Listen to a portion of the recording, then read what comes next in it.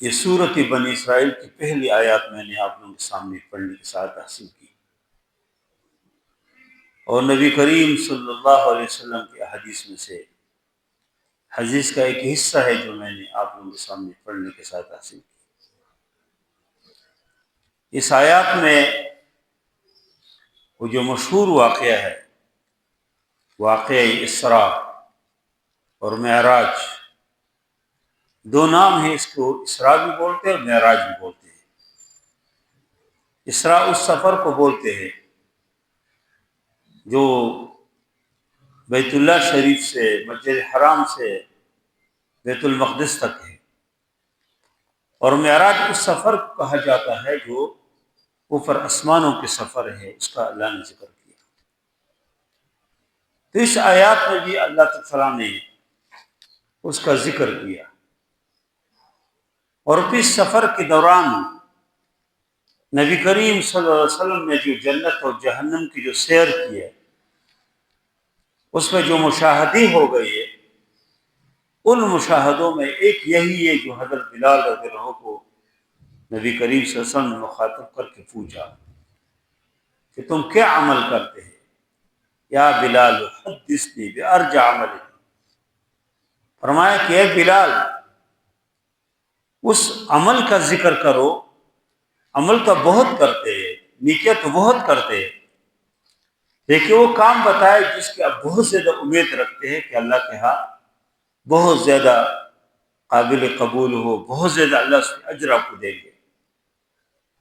اور پھر فرمایا کہ فإني سمعت دف نعلیک بین یدی فی الجنہ، حضرت بلال رضی اللہ عنہ سے فرمایا کتنے خوش نصیب انسان تھے، فرمایا کہ میں نے جب میں معراج کے موقع پہ آسمانوں کی طرف گیا تھا اور میں نے جنت اور جہنم کی سیر کی، تو اس میں جنت میں نے اپنے آپ سے پہلے کسی کے قدموں کے اور جوتوں کی آہٹ میں نے سن لی، آواز سن لی میں نے کہ کوئی مجھ سے آگے کے جا رہا ہے۔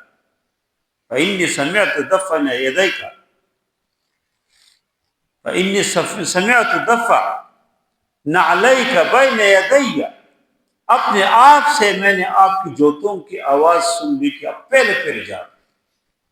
کیا عمل کرتے ہیں؟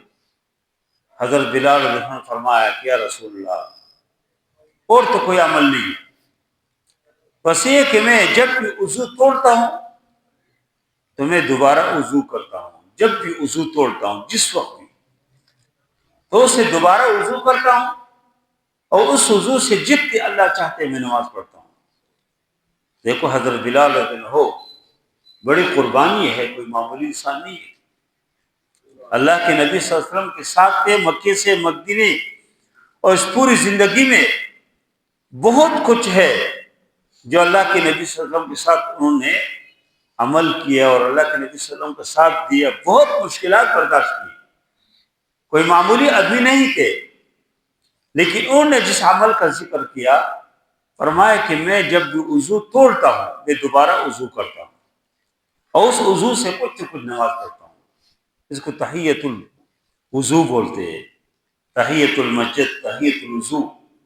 ہمارے لوگ اس میں کمزور ہیں، مسجد میں جاتے تو شکرانے کی 2 رکعت نماز پڑھنے سنت ہے، پڑھنا چاہیے، الا یہ کہ بالکل نماز کا وقت ہو، جماعت کا وقت ہو تو نہیں پڑھنی چاہیے، لیکن جب بھی یا کوئی مکروہ وقت ہے، مکروہ وقت نہیں ہے، اور فجر کی نماز کے بعد فجر کی آپ نے سنتیں پڑھ لی تو اور نماز تو ہے نہیں، اور جب بھی آدمی مسجد جائے تو 2 رکعت نماز پڑھنا، اس کو تحیۃ المسجد بولتے ہیں، مسجد کی شکرانہ ہے کہ اللہ نے گھر میں بلا لیا۔ اور جب بھی آدمی وضو توڑے تو واپس وضو کرے، اور اس سے اگر ممکن ہو تو جتنے پڑھ سکتے ہیں ورنہ کم از کم 2 رکعت نماز پڑھے، اس کو تحیۃ الوضو بولتے ہیں، اس کو بہت اجر ہے۔ تو حضرت بلال رضی اللہ عنہ فرمایا کہ یا رسول اللہ ارجع عملی، بہترین عمل جو میں نے اسلام لانے کے بعد کیا، اسلام کے اندر جو میں نے کیا، وہ یہ ہے کہ میں فإني لم أتطهر طهورا في ساعة من ليل أو نهار، دن ہو یا رات ہو، جب بھی وضو توڑتا ہوں دوبارہ میں وضو کرتا ہوں، وضو سے کچھ نہ کچھ نماز پڑھتا ہوں، ماشاء اللہ رسول۔ دیکھو ہم تو کیا کرتے ہیں، ہمارے لوگ کہتے ہیں بھی نماز ہو جائے نا پھر وضو توڑیں گے۔ خدا کے بندے کیوں؟ اس نماز کے لیے آپ وضو تازہ کرو۔ ویسے تو وضو علی الوضو، ایک وضو ہے دوبارہ وضو کرتے اس کے بہت اجر ہے، لیکن چلو پہلے شخص وضو نہیں، اب نماز کے لیے وضو کر رہے ہیں، تو اس نماز کے لیے وضو کیا تو زیادہ وقت تک آپ وضو رہیں گے، اس سے وضو کرنے چاہیے۔ تو حضرت بلال رضی اللہ عنہ کے یہ عمل نبی کریم صلی اللہ علیہ وسلم نے آسمانوں میں جنتوں کے جب سیر کیے تو ادھر دیکھا کہتے بلال آگے گیا۔ تو اس آیات کے اندر اللہ نے ذکر کیا کہ سبحان الذی، پاک ہے وہ اللہ، وہ ذات، اسرا بعبدہ، جو لے گئے اپنے بندے کو، لیلاً، رات کے ایک حصے میں، پوری رات میں نہیں، رات کے ایک حصے میں، من المسجد الحرام، مسجد حرام سے، الی المسجد اقصی، مسجد اقصی کا، الذی بارکنا حولہ، وہ مسجد اقصی، وہ فلسطین جہاں پر یہ مسجد اقصی آباد ہے، بہت سارے انبیاء کی سرزمین ہے، بہت سارے انبیاء اللہ نے زمین میں پیدا کیے اور اس علاقے میں دفن ہے وہ انبیاء۔ بہت سارے دیگر امت کے مشاہیر، بڑے علماء، کتابوں کے مصنفین، بہت بڑے ائمہ، وہ بھی فلسطین کے اس علاقے سے، جہاں اللہ نے فرمایا کہ الذی بارکنا حولہ، جس کی ارد گرد ہم نے برکتیں ڈالی۔ اور اس پیغمبر کو کیوں لے کے گئے آسمانوں میں، اللہ نے اپنے پاس کیوں بلایا؟ ویسے تو اللہ کی طرح وحی فرماتے تھے، جبریل علیہ السلام کے ذریعے سے وحی آتی تھی، کوئی مسئلہ نہیں تھا، لیکن پیغمبر کو اپنے پاس کیوں بلایا؟ اللہ خود فرماتے ہیں لِنُرِيَهُ مِنْ آیَاتِنَا، تاکہ ہم اس پیغمبر کو اپنی قدرت کی نشانیت بتائیں، لوگوں کو اپنی قدرت کی نشانی بتائے کہ اللہ کتنی عظیم ذات ہے کہ رات کے ایک حصے میں، معمولی حصے میں، اس پیغمبر صلی اللہ علیہ وسلم کو مکے سے، بیت اللہ شریف سے ادھر بیت المقدس تک، فلسطین تک لے کے گئے، اور ادھر سے آسمانوں تک اور اللہ تعالیٰ کے پاس، اور ادھر سے واپس اسی فجر کی نماز سے پہلے واپس وہ اپنی جگہ میں پہنچے، مکہ المکرمہ میں پہنچے۔ اور یہ ایسے نہیں کہ کوئی خواب میں نہیں ہے، یہ بیداری میں ہے۔ اگر یہ خواب میں ہو تو خواب میں تو ہر آدمی کدھر سے کدھر تک جاتا، ادھر مغلفورہ میں سویا ہوگا اور خواب میں وہ امریکہ گیا ہوگا۔ جو امریکہ کی شوقین ہے تو خواب میں دیکھتے ہیں کہ بریفکیس ہاتھ میں ہے اور نیو یارک کے ایئرپورٹ سے اتر رہے اور امریکہ جا رہے۔ خواب میں تو ایک آدمی جو بیت اللہ شریف کے حج کی شوقین ہے، عمرے کی شوقین ہے، تو دیکھتے ہیں کہ حرام میں ہے اور ادھر جدہ کے ایئرپورٹ سے نکل رہے ہیں اور حرام میں ہے اور بیت اللہ شریف کی طواف کرتے ہیں، وہ تو ہر آدمی کرتے ہیں۔ لیکن نبی کریم صلی اللہ علیہ وسلم کو اللہ تعالیٰ نے جسد کے ساتھ اور بیداری میں اللہ تعالیٰ نے پورے سیر کروائے، پورے سفر۔ اور یہ نبی کریم صلی اللہ علیہ وسلم خود فرماتے ہیں، یہ بہت مشہور حدیث ہے، مسلم شریف کے اندر بھی، بخاری میں بھی ہے۔ نبی کریم صلی اللہ علیہ وسلم فرماتے ہیں کہ میں، بعض روایت سے معلوم ہوتے ہیں کہ فرماتے کہ میں ام ہانے کے گھر میں تھا۔ ام ہانے بنت ابی طالب، ابو طالب کی بیٹی تھی، نبی کریم صلی اللہ علیہ وسلم کی چچا بہن تھی، بڑے عمر کی عورت تھی۔ تو نبی کریم صلی اللہ علیہ وسلم اس کی گھر میں آرام فرماتے ہیں۔ اور بعض روایت سے معلوم ہوتے ہیں کہ نبی کریم صلی اللہ علیہ وسلم حتیم میں تھے، جو بیت اللہ کا وہ حصہ جو حتیم ادھر تھے۔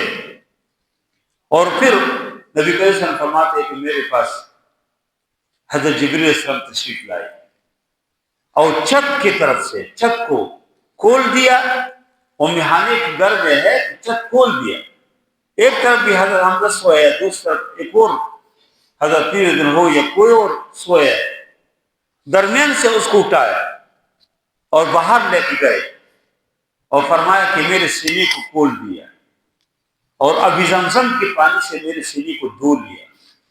اللہ کے نبی صلی اللہ علیہ وسلم کی شق صدر وہ تو کئی بار ہے، حدیث میں اس کا ذکر ہے، لیکن ایک موقع یہ ہے جب اللہ کے نبی صلی اللہ علیہ وسلم آسمانوں کی طرف لے کے جا رہے تھے تو ادھر ان کے سینے کو کھول دیا اللہ نے فرشتوں کے ذریعے سے، ابھی زمزم سے بڑھ وہ اس کو دو لیا، اور حکمت اور ایمان اور علم سے بڑھ دیا، اس لیے کہ بہت عظیم سفر میں، بہت بابرکت سفر میں، ایک بہت دور کے سفر میں جانا تھا، تو اس کے سینے کو ابھی زمزم کی پانی سے دور یا پھر لیتے، اور پھر فرماتے ہیں کہ ثم اوتیت بالبراق، فرما کہ ایک براق کو لایا میرے پاس، اور براق کی شکل بھی حدیث میں ذکر ہے، نبی کریم صلی اللہ علیہ وسلم فرماتے ہیں کہ ہوا دابۃ ابیض، سفید قسم کے ایک دابت، ایک سواری، سفید سواری، طویل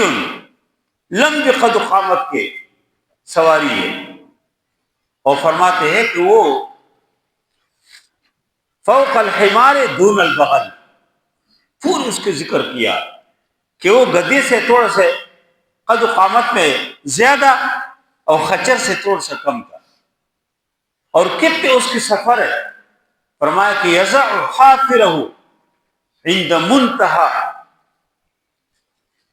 طرفی، جہاں انسان کی نظر لگتے نا اتنی دور دور اس کے ایک ایک قدم لے رہے، ایسے سواری ہے کہ عند منتہا طرفی، کہ انسان کی جہاں نظر لگتے، ایک آدمی دیکھ کے کسی اونچی جگہ پہ کھڑے ہو کتنی دور دور تک دیکھ سکتے، تو اللہ کے نبی صلی اللہ علیہ وسلم جس سواری کے اوپر سوار ہو گئی، جس براق کے اوپر، اس کی سفر بھی اتنی تیز کہ ایک قدم ادھر ہے، دوسری قدم جہاں پر انسان کی نظر لگتے ادھر پہنچ جاتے، اور پھر فرماتے ہیں کہ میں بیت المقدس میں پہنچ گیا، اور فرماتے کہ ادھر فربت تو میں نے اس سواری کو باندھ دیا اس جگہ کے اوپر جہاں پر تمام انبیاء کرام اپنی سواری کو باندھتے تھے، اسی جگہ میں باب الایمان سے اندر داخل ہو گئے نبی علیہ السلام، ادھر سواری کو باندھ دیا،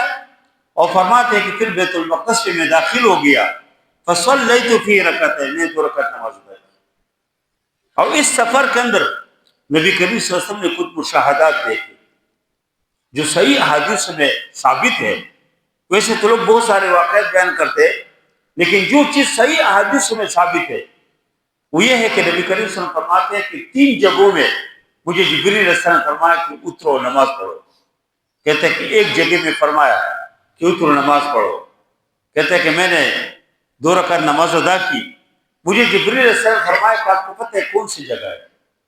کہا کہ میں نے کہا نہیں مجھے پتہ نہیں، فرمایا کہ ایک طیبہ ہے، مدینہ المنورہ، جہاں پر آپ ہجرت کر کے تشریف لائیں گے، کہتا پھر ہم نے سفر شروع کیا، تھوڑا سا آگے گئے تو ایک اور جگہ پہ کہا کہ اتر نماز پڑھو، کہتے میں پھر اتر گیا، 2 رکعت نماز پڑھ لی، فرمایا کہ طور سینا ہے، یہ وہی جگہ ہے جہاں پر موسیٰ علیہ السلام اللہ تعالیٰ سے ہم کلام ہوتے تھے، وَكَلَّمَ اللَّهُ مُوسَىٰ تَكْلِيمًا، موسیٰ علیہ السلام نے اللہ تعالیٰ سے گفتگو فرماتے تھے، باقاعدہ طور سینا و طور سینین سورۃ 3 میں بھی ذکر ہے، ادھر تشریف لے جاتے تھے، اور موسیٰ علیہ السلام اللہ تعالیٰ سے ہم کلام ہوتے تھے، کہا یہ طور سینا ہے، فرمایا پھر آگے گئے، ایک اور جگہ مجھے کہا کہ اترو نماز پڑھو، کہ میں اترا، پھر میں 2 رکعت نماز پڑھی، پھر مجھے فرمایا جبریل علیہ السلام نے کہ آپ کو معلوم ہے کہ بیت اللحم وہ جگہ ہے جہاں پر عیسیٰ علیہ السلام کی ولادت ہوئی، عیسیٰ علیہ السلام پیدا ہو گئے، اور فرماتے کہ اس سفر کے دوران میں نے دیکھا کہ ایک جگہ ایک بوڑھی عورت بیٹھی ہے، بوڑھی بزرگ بالکل مرنے کے قریب ہے، کہتے ہیں کہ میں نے اس کی طرف کوئی توجہ نہیں کی، پھر تھوڑا سا آگے گئے تو کوئی ہے جو مجھے اپنی طرف بلا رہا ہے، مجھے کہا کہ ہلم یا محمد، ہلم یا محمد، آ جاؤ اے محمد صلی اللہ علیہ وسلم، کہتے ہیں کہ میں نے کوئی توجہ نہیں کی، میں نہیں گیا ان کے پاس، کہتے ہیں پھر تھوڑا سا آگے گئے تو 3 افراد بیٹھے تھے، اس میں ایک ابراہیم علیہ السلام تھے اور دیگر 2 انبیاء تھے، سلام کیا، ان نے سلام کیا، نبی کریم صلی اللہ علیہ وسلم نے اس کو جواب دیے گئے، اس کے بعد فرماتے ہیں کہ میں بیت المقدس میں میرے سامنے 2 موقع پہ، ایک تو جنت میں بھی جب آسمانوں میں گئے تو ادھر بھی اس کو دو چیزیں پیش ہو گئی. ایک اس موقع پہ بعض روایت سے معلوم ہوتا ہے کہ ادھر بیت المقدس سے ادھر جب جا رہے تھے راستے میں ایک جگہ شراب بھی پیش ہوا اور دودھ بھی. تو نبی کریم صلی اللہ علیہ وسلم فرماتے ہیں کہ میں نے دودھ لے لیا تو مجھے جبریل علیہ السلام نے فرمایا کہ الحمدللہ الذی ہداک للفطرہ، تو اس اللہ کا شکر ہے کہ آپ کو فطرت کی طرف، انسانی فطرت، انسانی مزاج، اس کی طرف آپ کو رہنمائی کی کہ آپ نے دودھ لے لیا. اگر آپ شراب کو لیتے، فرمایا کہ ان اخذت الخمر فلو اخذت الخمر، اگر آپ شراب لیتے غوت امتک، آپ امت سب کے سب گمراہ ہو جاتی. دیکھیں اچھا ہوا کہ آپ نے دودھ لے لیا. دودھ انسانی فطرت، انسانی مزاج، اگر صحیح دودھ ہو تو انسان کے لیے بہت مفید ہے. اس سے نبی کریم سے فرمایا کہ دودھ سب سے بہترین نعمت ہے، اللہ تعالیٰ کی بہت عظیم نعمت ہے. جب صحیح دودھ ہو انسان کو پیے صحت کے لیے بہت مفید ہے. تو پھر جبریل علیہ السلام نے پوچھا کہ آپ کو پتہ ہے کہ جو بزرگ عورت بیٹھی تھی وہ کیا ہے؟ فرمایا کہ یا رسول، جبریل سے فرمایا کہ اب بتائے وہ کیا ہے؟ کہا یہ دنیا کی مثال ہے. یہ دنیا ایک بوڑھی عورت کی طرح مر رہی ہے. جس طرح عورت مر رہی تھی یہ دنیا بھی تباہی کی طرف جا رہی ہے، زوال کی طرف. یہ دنیا بھی ختم ہو رہی ہے. اور فرماتے ہیں کہ مجھے کہا کہ وہ جس نے آپ کی طرف، جو آپ کی طرف آپ کو اپنی طرف بلا رہے تھے، وہ پتہ کون تھے؟ کہا کہ وہ ابلیس تھے. ابلیس وہ چاہ رہے تھے کہ آپ کو اپنی طرف بلائے. وہ ان کی کوشش یہی ہے کہ آپ کی امت کو بھی وہ تباہ کرے، ذلیل کرے اور اس کو صحیح راستے سے کسی گندگی و خرابی کی طرف لگائے. اور پھر نبی کریم صلی اللہ علیہ وسلم نے بعض روایت سے معلوم ہوتے ہیں کہ دو موقع پہ اللہ کے نبی صلی اللہ علیہ وسلم نے امامت کی. یہ جو امام الانبیاء کہتے ہیں نبی کریم صلی اللہ علیہ وسلم کو امام الانبیاء، یہ دو موقع پہ نبی کریم صلی اللہ علیہ وسلم نے امامت کی. ایک تو یہ جب بیت المقدس میں آسمان کی طرف جا رہے تھے، اور بعض روایت سے معلوم ہوتا ہے کہ واپسی پہ امامت کی. لیکن بہرحال نبی کریم صلی اللہ علیہ وسلم فرماتے ہیں کہ بیت المقدس میں سب درست ہو گئی. جبریل علیہ السلام موجود تھے. فرمایا کہ میں انتظار میں تھا کہ کوئی آگے ہو جائیں گے، جیسے کہ آدم علیہ السلام، دیگر بڑے بزرگ انبیاء سب موجود ہیں. فرماتے کہ جبریل علیہ السلام نے مجھے کہا تم آگے ہو جاؤ. اور نبی کریم صلی اللہ علیہ وسلم نے آگے ہو کے 2 رکعت نماز پڑھائی. امام الانبیاء، تمام امت کی، تمام انبیاء کے سردار نبی کریم صلی اللہ علیہ وسلم. ہماری خوش نصیبی ہے کہ اللہ نے اس امت ہمیں پیدا کیا. اور اس کے بعد پھر فرماتے ہیں پھر آسمانوں کی طرف سے شروع ہو گیا. آسمانوں کی طرف جا رہے.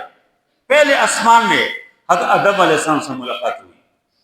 فرماتے ہیں کہ جب ہم گئے تو جبریل علیہ السلام نے تعارف کروایا تو آدم علیہ السلام نے مجھے اہلا وسہلا کا مرحبا کہا اور کہا کہ مرحبا بالابن الصالح والنبی الصالح، نیک صالح بچے کو، نیک صالح بیٹے کو، اس کو سلام، اس کو مرحبا، اور نیک و صالح نبی کو.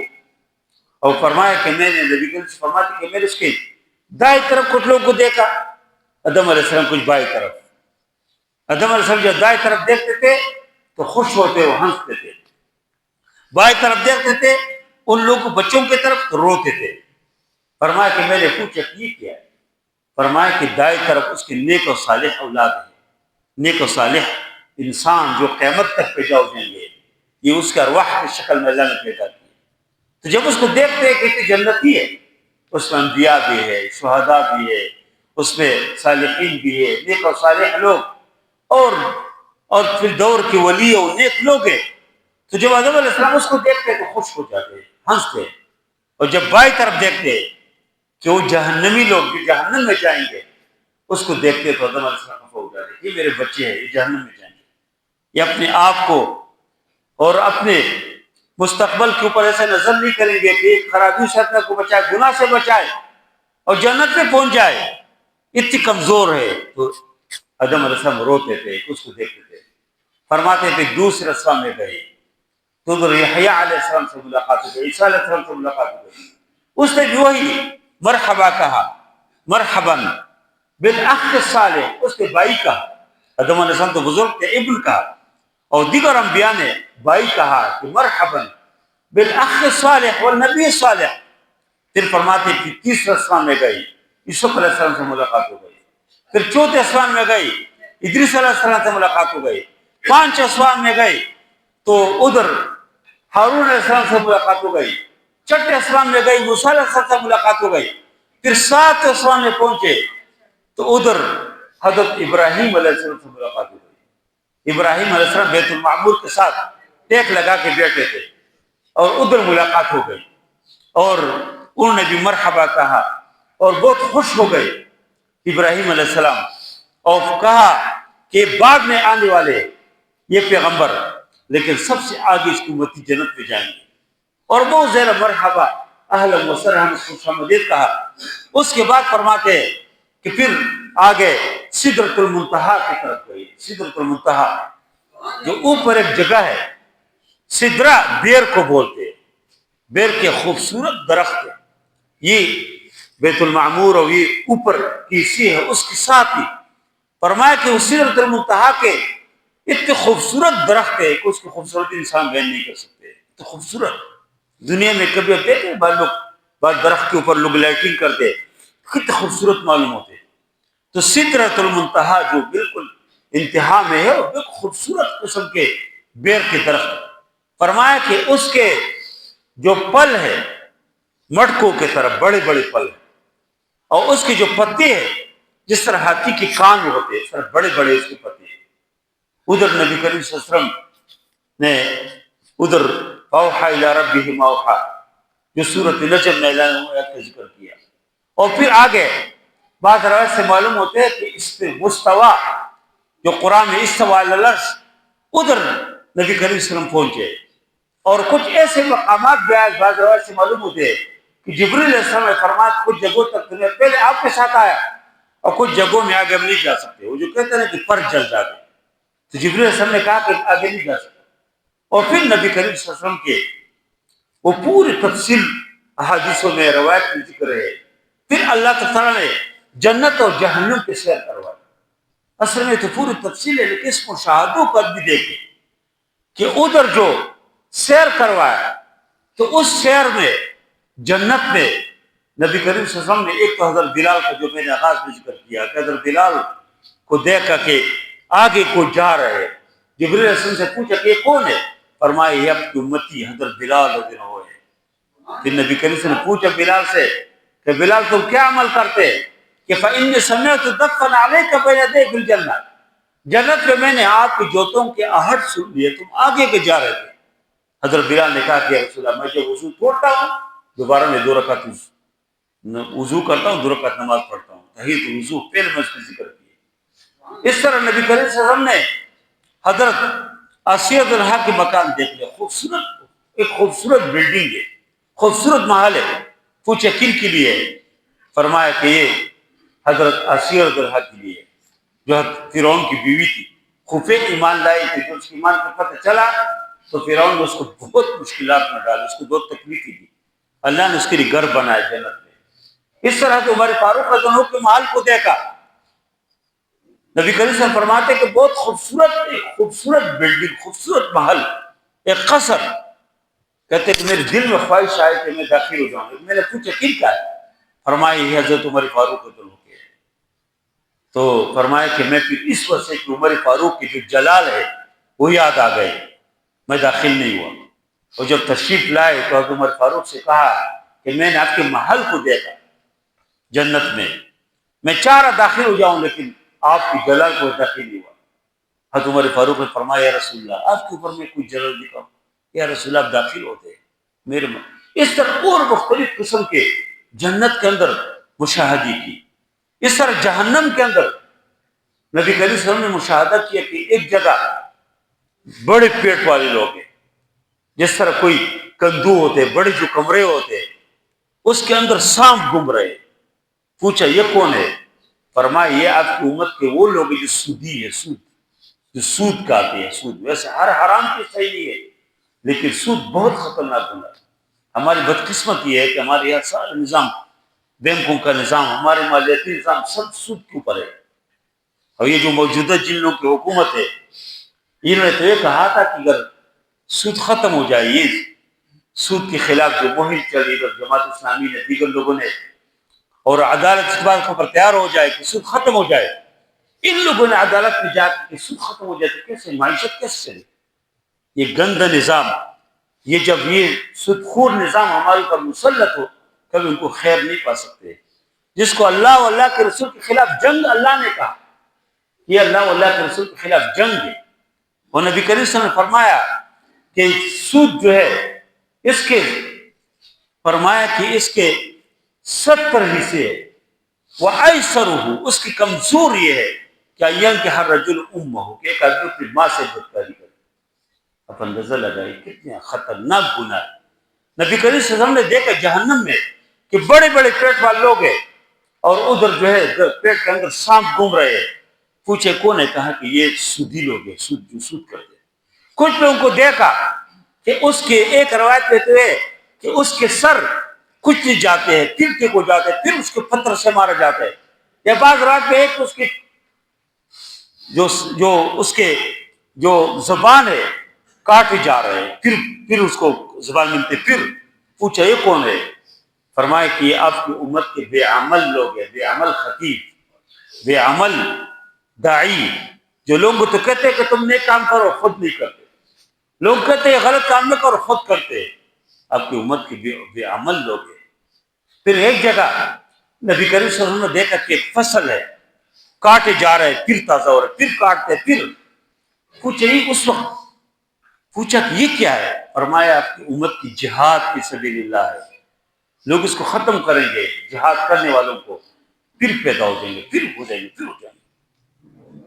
اور پھر ایک جگہ نبی کریم صلی اللہ علیہ وسلم نے دیکھا، ایسے تو بہت سارے مشاہدے ہو گئے، لیکن ایک مشاہدہ نبی کریم صلی اللہ علیہ وسلم نے دیکھا کہ ایک جگہ لوگ موجود ہیں اور وہ تر و تازہ گوشت ایک طرف موجود ہے، وہ نہیں کھاتے، اس کی طرف نہیں جا رہے، لیکن دوسری طرف سڑا ہوا گوشت ہے، گندک گوشت ہے، بدبودار گوشت ہے، اس کو کھاتے۔ نبی کریم صلی اللہ علیہ وسلم نے پوچھا کہ جبریل یہ کیا؟ یہ کیسے پاگل لوگ ہیں کہ تر و تازہ گوشت جس کو نہیں کھاتے اور گندا اور بدبودار اور سڑے ہوئے گوشت کی طرف جا رہے ہیں؟ فرمایا یہ آپ کی امت کے وہ لوگ ہیں جن کے پاس نکاح شرعی محمدی کے مطابق نکاح موجود ہے۔ کوئی عورت ہے جس کے پاس نکاح شرعی محمدی کے پاس شوہر موجود ہے، یا کوئی مرد ہے جس کے پاس بیوی موجود ہے، لیکن پھر بھی اپنی خواہش پورا کرنے کے لیے گندگیوں کی تلاش میں ہوتے ہیں، کوئی کہ وہ گند گوشت کھاتے ہیں، سڑا ہوا گوشت، بدبودار گوشت کھاتے ہیں۔ اور بھی بہت سارے مشاہدے نبی کریم صلی اللہ علیہ وسلم نے کیے۔ پھر واپس بیت المقدس میں تشریف لائے، پھر بیت اللہ شریف پہنچے۔ ایک رات کے ایک قصے میں قدرت کی نشانی، وہ جو لوگ کہتے تھے نبی کریم صلی اللہ علیہ وسلم کے بارے میں کہ یہ تو ابتر ہو گیا، یہ تو کوئی ہے بھی نہیں، ان کے والد پہلے سے وفات پائے، اب ان کے بچے بھی نہیں ہے، یہ ختم ہو جائیں گے۔ اللہ نے فرمایا کہ وَرَفَعْنَا لَكَ ذِكْرَكَ، ہم آپ کے نام کو بلند کریں گے، ذکر بلند کریں گے، آسمانوں میں آپ کے ذکر، زمین میں آپ کے ذکر، ہر جگہ آپ کا ذکر ہوگا۔ ابو جہل، ابو لہب تو اپنے بچے کو انگلی سے پکڑ کے ممکن ہے شعب ابی طالب میں اور مکی کے پہاڑوں میں گما رہے ہو، لیکن اللہ نے اپنے نبی کو، جس کو لوگ کہتے تھے کہ یتیم تھے، یہ یتیم ہے، یہ کیا کریں گے، اس یتیم کو ہاتھ سے پکڑ کے آسمانوں کو سیر کروا، فرمایا لِنُرِيَهُ مِنْ آیَاتِنَا، قدرت کی نشانیاں بتائے۔ اور جب نبی کریم صلی اللہ علیہ وسلم نے فجر کی نماز کے بعد یہ ذکر کیا تو ابو لہب اور ابو جہل جو عقل کے غلام ہوتے ہیں، وہ جو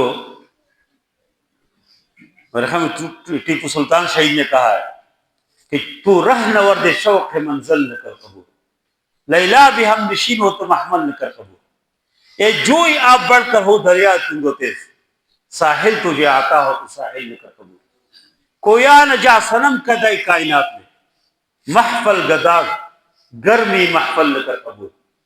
اور پھر وہ کہتے ہیں کہ مجھ سے یہ صبح ازل، یہ مجھ سے کہا جبریل نے، جو عقل کا غلام ہو دل کر، عقل جو عقل کے پیمانے کے اوپر تولتے ہیں، عقل یہ دانشور بیٹھے ہوتے ہیں نا، یہ ہوگا جی یہ ہوگا، اور اپنے طور سے ایسے بتاتے ہیں وہ کہ بڑی دن، اگر عقل کے پیمانے ہو تو حضرت ابراہیم علیہ السلام نے آگ میں کیوں چلنگ لگایا، آگ نے کیوں نہیں جلا، آگ تو ایک عقل تو یہ کہتے ہیں کہ آپ کو جلانا چاہیے، لیکن کیوں نہیں جلا؟ اسماعیل علیہ السلام کو چوری نے کیوں ذبح نہیں کیا؟ ایک تیز چوری ہو، تم ایک گلے کے اوپر گھما رہے، کیوں نہیں ذبح کیا؟ یہ عقل کے غلام ہوتے ہیں. جو عقل کا غلام ہو وہ دل نقل قبول. اور پھر وہ کہتے ہیں کہ باطل دوری پسند ہے، حق لا شریک ہے، شرکت میں نے حق و باطل نقل قبول. حق اور باطل، حق حق ہے، باطل باطل ہے. تو جب نبی کریم صلی اللہ علیہ وسلم نے یہ ذکر کیا تو ابو لہب و ابو جہل سب ایک رات کے قصے میں، کیسے تم بیت المقدس تک پہنچے، کیسے تم آسمان میں گئے، کیسے جنت و جہنم میں گئے، یہ کیسے ہو سکتے؟ اور پھر سب نے کہا کہ چلو ابو بکر صدیق کے پاس جاتے. ابو بکر صدیق ہو اس وقت نہیں تھے، ان سے ذکر کرتے، اگر اس نے انکار کیا نا بس بات ختم ہو گئی. پھر اس پیغمبر کی کوئی بات نہیں آئی. ابو بکر صدیق کو تلاش کیا، بن کی طرف گئے تھے، آ رہے تھے، کہا کہ آپ کے ساتھی نے تو آج کوئی نئی بات کی. کہا کیا بات کی ہے میرے ساتھی نے، میرے دوست نے؟ کہا وہ تو کہتے ہیں کہ میں آسمانوں میں گیا تھا اور میں نے اس طرح یہ کیا اور میں بیت المقدس پہنچا اور واپس آ گیا ہوں. تو حضرت ابوبکر صدیق رضی اللہ عنہ نے بغیر کسی سوچے اس نے کہا، اگر اس نے کہا تو بالکل سچ کہا. صدیق تھے. کہا ہم تو اس سے زیادہ باریک باتیں جانتے ہیں، وہ ہمیں کہتے ہیں کہ آسمان سے وحی آ گئی، اللہ نے یہ فرمایا، ہم اس کو بات مانتے ہیں. تو اگر اللہ نے اپنے پیغمبر کو بلایا تو اس میں کیا مسئلہ ہے؟ تو منہ چڑھا کے چلے گئے سب. عقل کے پیمانے پہ تولنا نہیں چیزوں کو. اللہ کی قدرت دیکھو، اللہ تعالیٰ فرماتے ہیں کہ سبحان الذی اسریٰ بعبدہ، وہ اللہ پاک ہے جو اپنے بندے کو لے گئے. یہ پیغمبر خود نہیں کیا، اللہ لے کے گئے. تو اللہ کے لیے کیا مشکل ہے؟ لیلا من المسجد الحرام الى المسجد الاقصی الذی بارکنا حولہ لنریہ من آیاتنا، تاکہ اللہ کی قدرت کی نشانیاں بتائے. وَكَذَلِكَ نُرِي ابراہیم، اللہ فرماتے ابراہیم علیہ السلام کو اللہ نے قدرت کی نشانیاں دکھائی، آسمان کی شکل میں، ستاروں کی شکل میں، سورج کی شکل میں. اور نبی کریم صلی اللہ علیہ وسلم کو آسمان کو اٹھا کے لے گئے اور سب کچھ دکھایا. تو یہ جو معراج کا واقعہ اور اسراء کا واقعہ جو پہلا حصہ ہے، یہ تو باقاعدہ یہ جو آیات میں نے پڑھی اس میں ذکر ہے باقاعدہ. اگر کوئی اس کے انکار کرتے تو کافر ہو جاتے. اور آگے جو اسراء والا واقعہ ہے وہ باقاعدگی سے صحیح احادیث سے ثابت ہے، اس پہ کوئی شک نہیں کرنا چاہیے. اللہ کے لیے کوئی مشکل نہیں ہے. اللہ کے لیے، اللہ تو بہت عظیم قدرت کے مالک ہے، اس کے لیے کیا مشکل ہے؟ اس لیے ہمیں نبی کریم صلی اللہ علیہ وسلم کے اس پورے معراج کے واقعے کو، یہ قدرت کی نشانی ہے، اس کو اس انداز سے اس کے اوپر ایمان میں پختگی آنے چاہیے. اور جو مشاہدے ہو گئے، اس سے بہت سارے مشاہدے آپ کے پاس احادیث میں بہت سارے لوگوں نے کام کیے. سیرت کے بہت ساری کتابیں لوگوں نے لکھے ہیں. الرحیق المختوم ایک بہت بہترین کتاب ہے، سب سے زیادہ مستند ان نے ذکر کیا اس واقعات کو اور اس مشاہدوں کو خاص کر ذکر. میں تو وقت ختم ہے، چند صرف ذکر کیا. جنتوں میں اللہ کے نبی صلی اللہ علیہ وسلم نے بہت کچھ دیکھ لیا، جہنم میں اللہ کے نبی صلی اللہ علیہ وسلم نے بہت کچھ دیکھ لیا. یہ سب کچھ یہ جب آنکھیں بند ہو جاتے ہیں تو اصل دنیا کھل جاتے ہیں. کہ شیطان نے ہمیں دکھایا کہ بس یہ کرو جی، سرسب و شاداب دنیا میں دکھایا، اس میں مدد رکھا میں. اصل یہ نہیں ہے، یہ اصل آخرت ہے. آخرت کے اوپر ہم دنیا کمائے، دنیا کمانا جتنی بھی زیادہ آدمی کمائے کوئی منع نہیں ہے، لیکن حلال طریقوں سے، حلال طریقوں میں خرچ کو، اس میں حق ادا کرے تو انسان کے پاس جتنی بھی زیادہ ہے کوئی مسئلہ نہیں. لیکن انسان اس دنیا کے ہو جائے، صبح و شام یہی سوچے کہ بس کیسے کماؤں، یہی مبلغ علم ہو، پڑھتا ہوں تو اس مقصد کے لیے کم، بس صبح و شام اس مقصد کے لیے. یہ اسلام کو مطلوب نہیں ہے، اللہ کو مطلوب نہیں ہے. دنیا میں آدمی دکان میں بیٹھا ہو، کاروبار میں بیٹھا ہو، پارلیمنٹ میں بیٹھا ہو، عدالت میں بیٹھا ہو، جہاں پر اللہ کو موقع دے اب جائے، لیکن آپ کی نظر جو ہے وہ آخرت کے اوپر ہو. شیخ سعدی نے کہا کہ دل بیار 10 بکار. دل بیار، آپ کے دل اللہ کے ساتھ ہو، آپ کے دل رسول اللہ صلی اللہ علیہ وسلم کے ساتھ ہو، آپ کے دل قرآن کے ساتھ ہو، آپ کے دل مسجد کے ساتھ ہو، آپ کے دل نیک اور اچھے لوگوں کے ساتھ ہو. کار میں مصروف ہے کوئی مسئلہ نہیں ہے، کام کرو، لیکن دل اللہ کے ساتھ ہو. یہی اسلام کو مطلوب ہے، یہی شریعت کو مطلوب ہے. اس پوری دنیا کے اندر حق اور باطل کے جو کشمکش ہے، اللہ حق کو غالب کریں گے، حق غلبی کے لیے، اسلام غلبی کے لیے.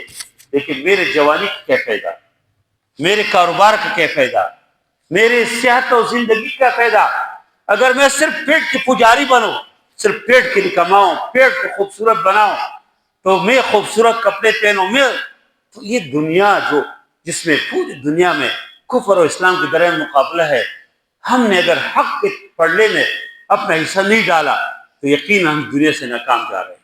اپنے حصے کے مطابق اس دنیا کے اندر خیر کو غالب کرنے کی کوشش کی تو دنیا میں بھی اللہ میں عزت دیں گے، آخرت میں۔ ابراہیم علیہ السلام کو جب آگ میں ڈالا تو آپ کو پتہ ہے ادھر چھوٹے چھوٹے پرندے آ گئے، اس نے اپنی چونچ میں پانی لائے اور اس آگ کو بجھانے کی کوشش کی۔ اس کی چونچ کے اوپر کیا پانی ہے؟ ایک آگ جو نمرود نے 6 مہینوں کی حکومتی مشینری استعمال کر کے آگ جلائے، چھوٹے چھوٹے پرندوں کے چونچ کے پانی سے کہاں بجھ سکتے؟ لیکن اس نے یہ بتایا کہ ہم ابراہیم علیہ السلام کی جماعت میں ہے، ہم ابراہیم علیہ السلام کی گروپ میں ہے۔ اور دوسری طرف یہ جو چپکری کی طرح ایک جانور ہے چھوٹا سا، اس نے وہ ایک جگہ سے آگ کے لیے کھڑے ہوئے آگ کو گرم کرنے کی، اس کو مزید تیز کرنے کی پونگ مار رہے تھے۔ اس کی پونگ سے کچھ نہیں ہوتا تھا، لیکن اس نے یہ ثابت کیا کہ میں نمرود کے ساتھ ہوں۔ آج اس دنیا کے اندر حق اور باطل کے درمیان کشمکش ہے، مقابلہ ہے۔ تم لا تعلق نہ ہو، تم جو کچھ بھی کر رہے ہو، جہاں پر بھی ہو، آپ کو معلوم ہو کیا ہو رہا ہے دنیا کے اندر۔ اسلام کے خلاف، مسلمانوں کے خلاف کیا منصوبے ہے، کس طرح مسلمانوں کو لڑا رہے ہیں، اور ایک ایک مسلمان ملک کو ٹارگٹ کر رہے ہیں۔ ابھی ایران کو ٹارگٹ ہے، لیکن کوئی خوش نہ ہو، کوئی اسلامی دنیا یہ خوش نہ ہو کہ ایران ٹارگٹ ہے۔ آج ایران ہے تو کل آپ ہے، پرسوں کوئی اور ہے، ترسوں کوئی اور ہے۔ آج اگر مسلم دنیا کے حکمرانوں کو غیرت نہیں آئی اور ایران کے پشت کے اوپر کھڑے ہو کر انہیں امریکہ کا مقابلہ نہیں کیا، وہ دجال کا، ٹرمپ کا مقابلہ نہیں کیا، تو ایک ایک اسلامی ملک کو بکریوں کی طرح اور مرغیوں کو ذبح کریں گے، اور ایک ایک ان کے سامنے بیٹھا ہوئے۔ تو الحمدللہ کہ پہلے جو ایران کے ساتھ ان کا جو معمولی کلیش ہوا، ان کو اندازہ ہو گیا کہ ایران جو کوئی معمولی قوت ہے۔ ہمیں بڑی خوشی ہوئی، ایران شیعہ اسٹیٹ ہے، جو کچھ ہے اس سے ہمارا کام نہیں ہے، لیکن ہمیں اس پہ خوش ہونا چاہیے۔ پھر ان کا یہ خیال تھا اسرائیل کا کہ ہم تو ایران کو ماریں گے، بس نیچے سے وہ صرف ذکر اذکار کریں گے اور نیچے وہ دبے ہوں گے اور رو رہے ہوں گے۔ لیکن ایران نے ایسے سبق سکھایا کہ امریکہ نے خود امن کی درخواست خود کہا کہ بس صلح کرتے جی۔ ہاں انشاءاللہ ایک بار پھر اللہ تعالیٰ حق اور باطل کے کشمکش میں اللہ حق کو غالب کریں گے۔ لیکن مغلفورہ کی اس رحمان مسجد کے ایک نوجوان، ایک بزرگ، ایک چھوٹا بچہ، اس کا یہ عزم ہو کہ ہم اسلام کو غالب کریں گے، ہم اسلام اور مسلمانوں کے ساتھ ہیں۔ اللہ ہم سب سے راضی ہو جائے۔ وصلی اللہ تعالیٰ علی خیر خلقہ محمد وعلی آلہ وصحبہ اجمعین برحمتک یا ارحم الراحمین۔